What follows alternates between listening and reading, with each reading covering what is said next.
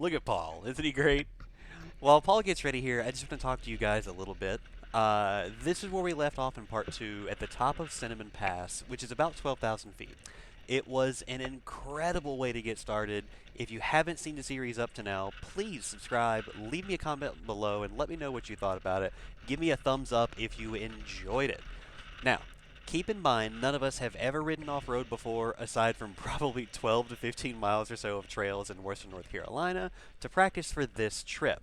So this is our first real trail. The big leagues, as we call it, since it's Colorado and part of the Alpine Loop, is a big deal for us. It was an interesting experience, as we were by far the fastest things on the trail, unless we saw someone else on two wheels, and then we were way slower than they were. It's pretty funny to see the speed differential there.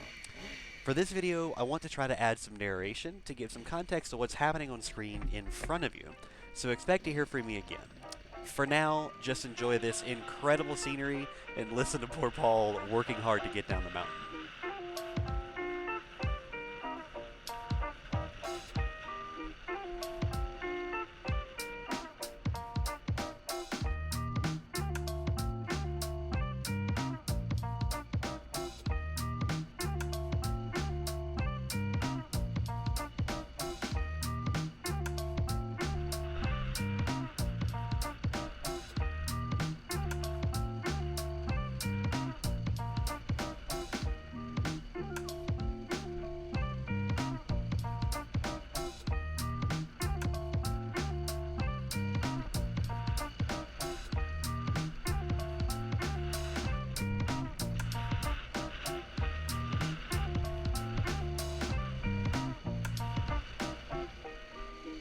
But if this brings you just a little closer to those men who are going into the hottest spots,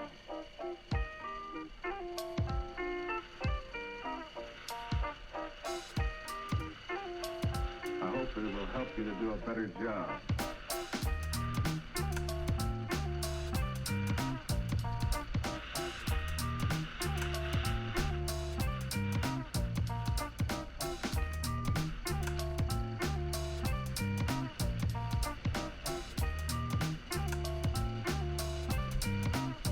Better job.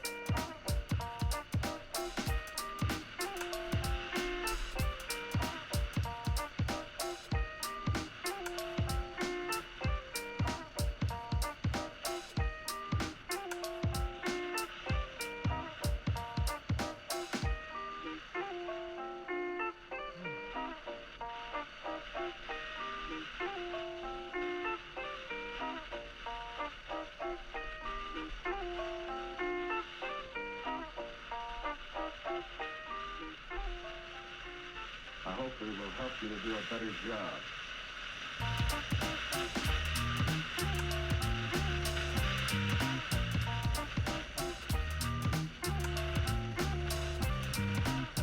Better job.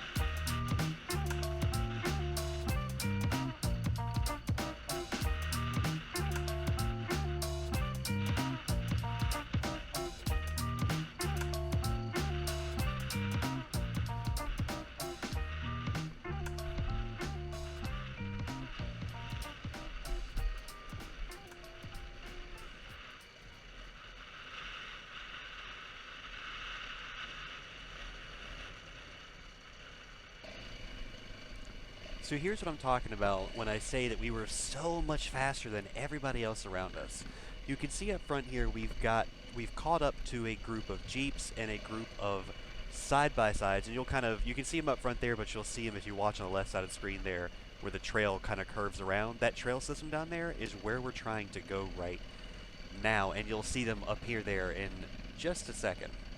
Now, They were really slowing us down, and I understand why they were slow. They needed to be this slow, but it all adds an extra challenge for us. You can see how quite large the rocks are on the ground under us, and they get bigger as we go further down, as you'll see. We quickly learned that this type of terrain is much easier to deal with at a higher speed. To a point, of course, but the faster you go, the easier it is. And we were crawling over this stuff, which really made us struggled pretty hard. Uh, Muscling the bike down the hill over rocky terrain this big, going this slow, is quite a quite a physical activity. Now, you can see just here on the left where the Jeeps are going to start up here. There goes Paul. It's very exciting in this part. You can see the trail is going to appear right there. You see on the left where the Jeeps are coming down. That gives you an idea of how steep these hills are and how heavy of a decline this is over pretty tough terrain, which made it pretty hard for newbies like us. There was really not a lot of space. The trail was quite narrow here. We would love to have passed these guys, but there's not much trail here. It's pretty rocky. The cliff is on the one side, the mountain's on the other side, and it's really impossible to tell if the guys in the side-by-side can actually see you or not. And so there's really no safe way to make the pass at all.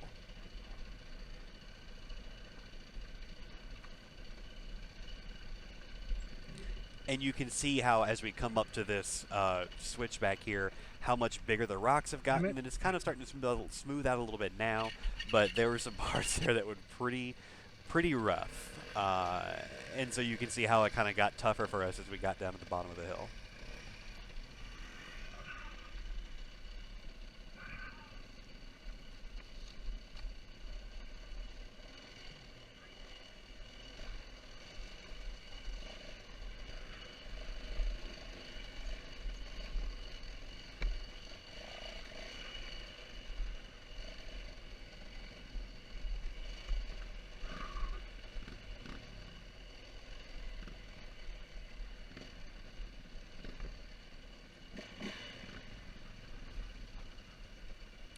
So as we pass these trucks on the left here, we are coming into Animus Forks, which is something of a super old mining camp, and it's kind of where a bunch of trails all come together in one giant intersection. From here, we're going to head out through Silverton to get some lunch, and roll down the Million Dollar Highway, a short paved section of this highway, which is unbelievable. We've been on the trail for a couple hours. Cameras are all dead, so we'll join back up after we've eaten, and we're going to get back on the Alpine Loop, and that's where things get, well, kind of tough.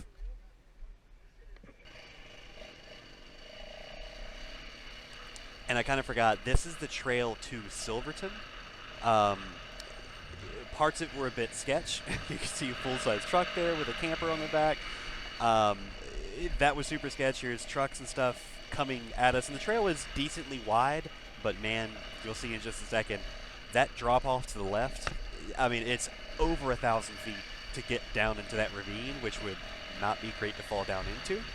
And we're still trying to pass all the side-by-sides and everything, but in any case, this is the trail that we rode out to get to Silverton, where we got gas. We hit the Million Dollar Highway and ran down to get some lunch before we came back up to get back on the dirty parts of the trail.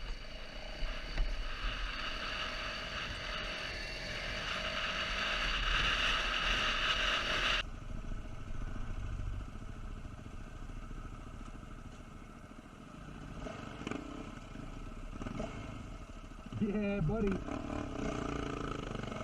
So, as you can hear Paul exclaim, this hill is much steeper than it looks on camera, as evidenced by my buddy Dan up front there, taking off, just trying to get the bike moving. The back wheel is spinning out from under him, and is a pretty tough way to get going.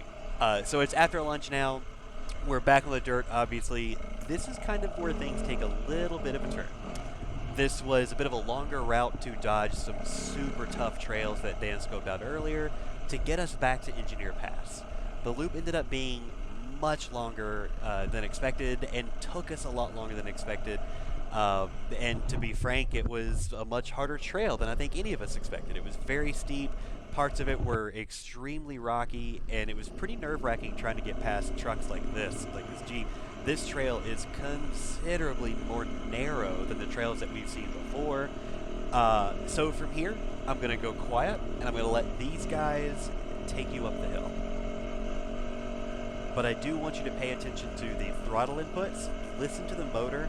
Listen to how it loads up. Listen to the throttle that Paul is giving it to get us up this hill, because it is a steep hill and it is a long hill.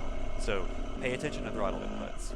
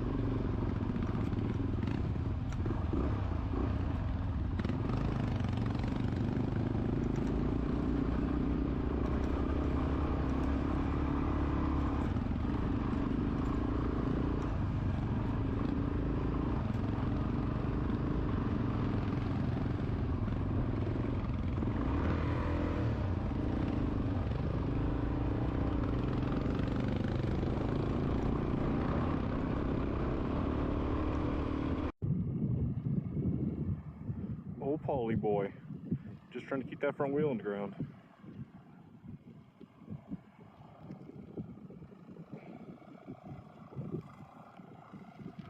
Oh, buddy. We need to hustle it along a little bit. I think we can do better than that. Brilliant.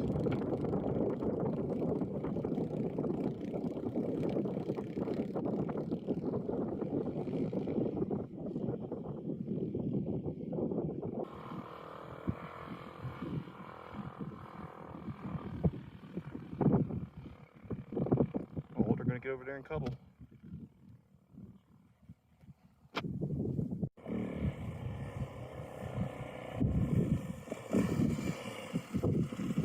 Man, I missed her.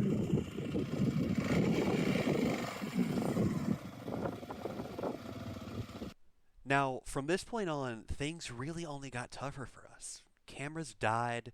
We were deep in the day, and so we were all super roasted. So there's really not much footage. One by one, we started dropping bikes. We got way more exhausted, and we started to fight daylight just trying to get back to camp. All in all, we rode 5 mountain passes this day and almost 160 miles of pure dirt, rocks, mud, and cliff drop offs. But it all led to this. We were all better riders than when we started, and we had really conquered something great as first timers on dirt. and we felt damn good about it. This last photo is Odom Point at the top of Engineers Pass, and it was spectacular. Next up, and to close out this series, we're going to Moab. Thanks for watching.